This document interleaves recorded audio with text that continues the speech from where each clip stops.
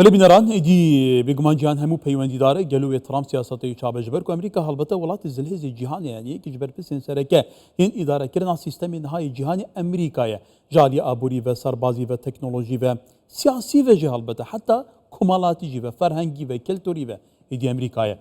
حسین اسعد پسپوری کاروبار ناف دولتی لبغداد گلمه بريس اسعد دماتا باش به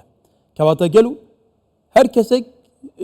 تعقیب دکه سرنجینی های سبارتی 4 سال بعد این اداره امریکا به سروکات ترامپ تو چاد بینی گلو و ترامپ سبارتی بتایبتی اف دورین کو کشل سر هيا و بکار بچاره سر بکه و بکار به نمونه لروشالات ناوین آشتیه که ماینده دروز بکه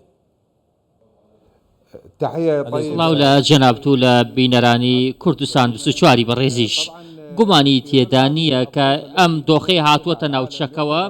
یاخۆ تەنانەت جیهانیش دۆخێکی سەیر و نەهامەت ئامێزیان پێدا تێدەپەڕێت هاتنەوەی ترامپ لەم کاتەدا زۆر گرنگە چونکە ئێستا جیهان کۆمەڵێکی زۆر کێشە و ئاڵنگاری گەورەی تێدایە بۆ نمونە کێشەی رووسیا و ئوکرانیا هەروەها کێشەی ڕۆژهەڵاتی ناوەڕاست ژمارەیەک شەڕمان هەیە هەموو ئەم کێشانەوەیان کردووە کە هاتنەوەی ترامپ ببنە هۆکارێک بۆ ئەوەی کە پێمان وا بێت گۆڕانکاری گەورە دێتە ئاراوە لەگەڵ هاتنەوەی دۆناڵد ترامپ بۆ کۆشکی سپی چونکە ترامپ ئەزمونمان هەیە لەگەڵیدا ئەوەی پەیوەستە بە پرسیارەکەتەوە ڕۆژهەڵاتی ناوەڕاست دوای ئەوەی کە 7 ئۆکتۆبەری تێدا ڕوویدا لە ساڵی 2023 گومانی تێدا نییە ئێستا ڕۆژهەڵاتی ناوەڕاستی کۆن نییە ڕۆژهەڵاتی ناوەڕاستێکی نوێ هاتووەتە ئاراوە دۆخێکی نوێ لە غەزە لە باشووری لوبنان لە سووریا تەنانەت لە گۆڕانکاری لە هەژمونی ئێران لە تەواوی ناوچەکە هاتووەتە ئاراوە ترامپ لە هاڵمەتی بانگەشەکەیدا دەیگوت ئەگەر سەرکەوتوو بێ شەڕەکان کۆتایی پێدەهێنێت بەڵام با ئەومان لەبیر نەچێت کە سیاسەتی دەرەوەی وەزارەتی دەرەوەی ئەمریکا جەخت لەوە دەکاتەوە کە هێز بەکاربهێنن بۆ کۆتایی هێنان بە شەڕەکان ئێمە لە ماوەکانی ڕابردوودا لە 16 ساڵی ڕابردوودا ئەمەمان بینیوە پێم وایە کە ترامپ کۆمەڵێ مەرجی گەورە و قورسی دەبێت دەیسەپێنێت چونکە پێش 2 بۆ 3 هەفتە ترامپ بە شێوەیەکی دیاریکرا و هۆشداریدایە حەماس ئەگەر هەموو بارمتەکان ئازاد نەکەن جەهانم لە ڕۆژهەڵاتی ناوەڕاست هەڵدەگیرسێت لەلایەکی دیکەوە ناوچەکە ئەم پەیامەی وەرگرتووە هەر بۆیە بینیمان کە حەماس و ئیسرائیل پەیامەکەی ترامپیان بە جددی وەرگرت و ئاگربەستیان هێنایەکایەوە و بەشێک لە بارمتەکانیان ئاڵوگۆڕ پێکرد لە ناوخۆیاندا من پێم وایە کە ترامپ سوورە لەسەر سەپاندنی هەژمونی خۆی بە هەر شێوەیەک بێت لە 4 ساڵی داهاتوودا بله برس حسين اما بحثي جغرافيا خاكين روشالات نافين هالبتا توزاني امريكا ولاتك بيوندي دار سر هم اسد الدنيا لي اما بحثي جغرافيا خاكين بما وصا جرينج جبر كو بيناري مال فيدا فري نوصا كواتا دو چارچوبه وان غوارتندا هالبتا پشتي شر غزه غوارتن يعني غوارتن چه بونه بحثي نقشه كي نو روشالات نافين تذكرن دو چارچوبه وان غوارتندا بحثي عراق تذكرن توزاني جي ترامپ جاریه دادگاه کرغ و امری گرتنی بو درچویه ده همان دم دل 2016 ل عراقی تایبتی بالا فرخانه بغدا چرو دابو کواتا دبی چارچوبی دا عراق کویت کیرا سیاست امریکا گلو و هلویست ترامپ الهمبر عراقی چبی نعم سيدي بەڵێ على اعتبار انه من پێم وایە کە گۆڕانکاری گەورە لەسەر ئاستی سیاست و ئاسایشی ناوچەکە دێتە کایەوە چونکە لە سووریا بینیمان چۆن هاوسەنگی گۆڕا لە لوبنان هاوسەنگی هێز گۆڕا لوبنانی ئێستا لوبنانی پێش ساڵێک نییە گومانی تێدانی عێراقش گۆڕانکاری بەخۆیە دەبینێت چونکە پێشتر عێراق وەکو زنجیرەیەک لە بەرەی مەقاوەمە حسابی بۆ دەکرا وەکو میحورێکی ئێرانی عێراق حسابی بۆ دەکرا چونکە کۆمەڵی گروپی چەکدار لە عێراق هەن پەیوەندیان لەگەڵ ئێران هەیە و فەرمانی ئێران جێبەجێ دەکەن دوای کەمبوونەوەی هەژمونی ئێران لە لوبنان و ڕوخانی ڕژەمی ئەسەد بە شێوەیەکی دراماتیکی لە سووریا ئێستا ئەم گروپە چەکداران ئەم گروپە چەکدارانە چوونەتە کەوانەی هێرشی و هەژمونەکانی ترامپەوە چونکە پێم وایە کە ئێران بە تەواوی هەژمونی کەم بۆتەوە ئەو هەژمونەی ماوێتی تەنها لە عێراقدایە هەر بۆیە گروپە چەکدارەکانی عێراق دەکەونە لێنزی هەڕەشەکانی ترامپەوە و زۆرترین سزا یاخود زۆرترین جار هێرشیان دەکرێتە سەر بایدن سیقە و متمانەی بۆ هەبوو کە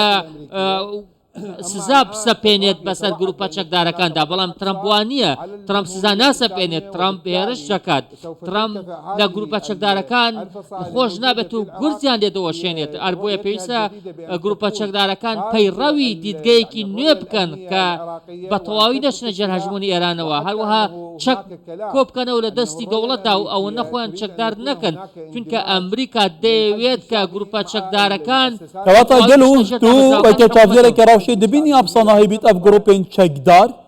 ji hejmûna heymena Îranê dîrkevin ji berê miqame dîrkevin yan bên helweşandin hikûmeta Iraqê îradeyeke wisa pêze ye ser van zal be helweşîne an biket çarçûvê sîstemê bergiriya Iraqê de pabendî biryar û awamirên fermandarê giştî hêzên çekdarên Iraqê bike ku serek wezîran e.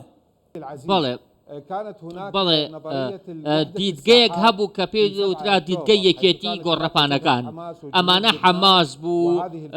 گروپە چەکدارەکانی سووریا بوو حوسیەکان بوو عێراق بوو ئەمانە یەک مەیدانیان دروست کرد بوو بەڵام دوای ئەوەی گۆڕانکاری گەورە لەسەر ئاسایش و ئەمنی ڕۆژهەڵاتی ناوەڕاست هاتەکایەوە ئیسرائیل گورزی وەشان ئیسرائیل ناوچەکەی بە تەواوی گۆڕی باشووری لوبنان لە دەستی حیزبوڵڵا ڕزگار کرا و پاکرایەوە سووریا لە دەستی ئەسەد دەرهێنرا غەزە وێران بوو حەماسی تر هەژمونی لەوێ نییە ئێستا دیدگەی یەکێتی گۆڕەپانەکان شتێکی واقعی نییە بە تەواوی پارچە پارچە بووە پێم وایە کە ئەم گروپە چەکدارانە پێشبینی ئەمە دەکەن گروپە چەکدارەکان ڕازی دەبن کە جۆرێک لە جۆرەکان هەژمونی خۆیان کەم بکەنەوە ناتوانن بەرگری بکەن چونکە ئیرادەی ئەمریکا ئێستا لە ئیرادەی هەموو کەسێک لە جیاندا بەهێزترە ئەمریکا سوورە لەسەر ئەوەی ئەم گروپە چەکدارانە چیتر سەر ئێشە بۆ وڵاتانی دراوسێ دروست نەکەن ئەم گروپە چەکدارانە دەستیان کورد بکرێتەوە تەنانەت بینیمان کە ئەنجومەنی ئاسایش ئیسرائیل نامەی نارد بۆ ئەنجومەنی ئاسایش لە ئەنجومەنی ئاسایش ئیسرائیل ئاماژەی بۆدا کە مافی خۆیەتی وەڵامی ئەو گروپە چەکدارانەی عێراق بداتەوە چونکە هێرش دەکەنە سەر ئاسمان و خاکەکەی پێم وایە کە لەم کاتەدا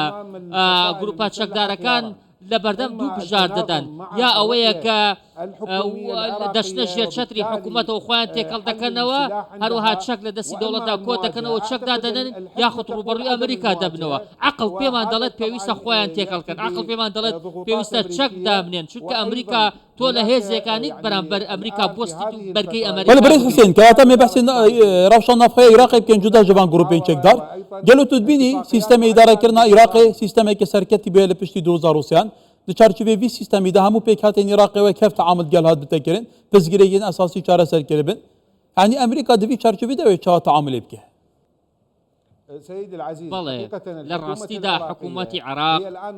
ئێستا لە بەردەم دوو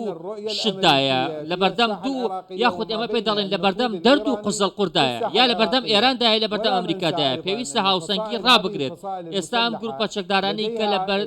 لە عێراق هەژمونیان هەیە سەرکردەیان هەیە سەرکردەکانیان نزیکە لە چوارچێوەی هەماهەنگیەوە ئەمەش گومانی تێدا نییە کە